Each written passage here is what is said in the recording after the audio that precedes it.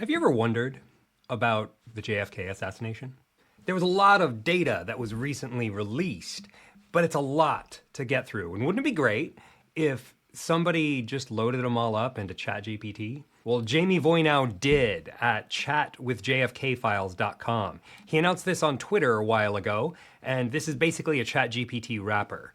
Now, you can go to archives.gov and see the official releases, and you can download, there's a bunch of gigs here, from 2017 up to the most recent release on August 24th, 2023. So there's been a lot of files that have been released.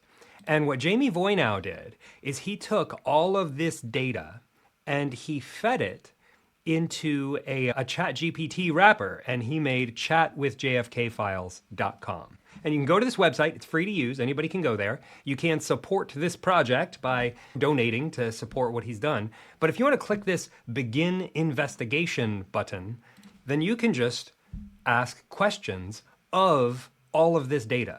Let's start with this one. Who killed JFK? It'd be interesting to see if this video actually gets censored or stays up. But I've played with this a bit, and I haven't found definitive answers yet. It says who it's widely attributed to. Here, let me zoom in on this a bit. And it tells you which documents to look at. And then you could just say, hey, I want to go and inspect that document. And it'll give you the exact document, and you can go and take a look at it. You can also ask more sophisticated questions. What role did LBJ have in the assassination, if any? And then it'll inspect all of these declassified documents and then share what it's done. And this is one of the great things that you can do with ChatGPT is you can get it to interface with a large body of data. Now, uploading PDFs to ChatGPT is easy enough to do, but there's another tool that I really like for this synthesis of a large amount of information, and it's called NotebookLM. And what NotebookLM does is instead of being a large language model, it's a notebook learning model. And this allows you to upload a whole bunch of different source material. Like I've got one NotebookLM in here for the Mockery method. I had saved some Google Docs in my Google Drive, and I added them as sources.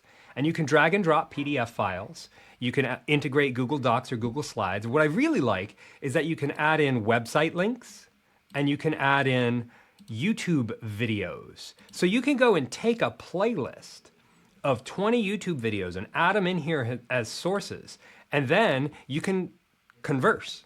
What are the biggest takeaways from this material? I don't have to go and read all of this material. I can just ask a large language model to synthesize it for me and give me some insights. And it'll tell me, here's the biggest takeaways on the material that you uploaded. Now, there's something really neat that we have over on the other side. Sorry, I get my microphone out of the way there. You can create a study guide so that if you're uploading something that's like a curriculum and you want to study it intensely, then it'll generate a study guide for you. But I really like this thing over here, this audio overview. And what the audio overview does is it creates a 20-minute podcast. And it's surprisingly lively about the material. So here, I'm gonna hit pause real quick and let this generate. Okay, great, that didn't take very much time because I didn't have a lot of sources. If I had uploaded all the JFK files, it would have taken much longer. But I want you to listen to this, to how this sounds. Welcome to another deep dive. Today we're gonna be tackling something that I think every CEO grapples with. Okay. How to operate effectively as a CEO, how to build a killer team, and how to make smart decisions. Absolutely. Especially in those early pressure-filled days. You sent over some really interesting material for this deep dive. Yeah. We've got excerpts from decision-making. And it's gonna deep dive into all this material. And these two AI-generated podcast hosts are gonna have a deep conversation. And so if you wanted to generate your own audio overview of the JFK files, you could come to archive.gov, download some of these, or here, let me just try this. Let me just try and copy one of these links right here.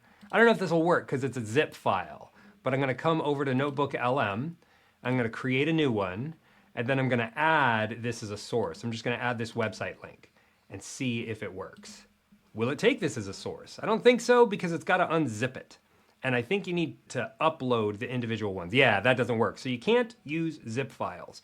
But if you unzipped these archives and you uploaded the files, then you could listen to a podcast. You could generate a podcast about this entire thing. But I wanted to share this with you, this chat with JFKFiles.com. It's a really great exercise in playing with a large language model that's synthesized a bunch of information.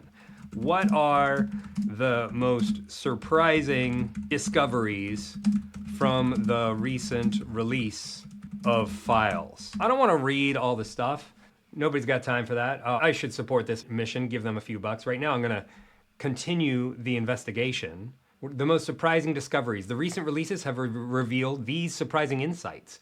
A memorandum dated July 9, 1964 that indicates inconsistencies in information provided to the Warren Commission. That's not very surprising. Alarmingly, a letter from the Russian consul warned U.S. officials in 1963 that Lee Harvey Oswald intended to kill JFK, detailing preparations as early as August 19th. That's surprising. And so if you'd like to have some conversations with these documents, then go to chatwithjfkfiles.com and let me know what you discover.